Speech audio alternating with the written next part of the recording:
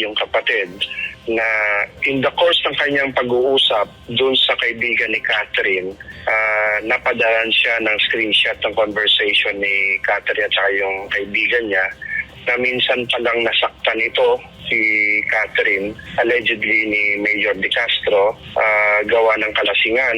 At minsan ay, ang nakita nating critical doon, ay yung sinabihan niya daw ni Catherine, yung misis ni Major De Castro, na meron itong ibang babae.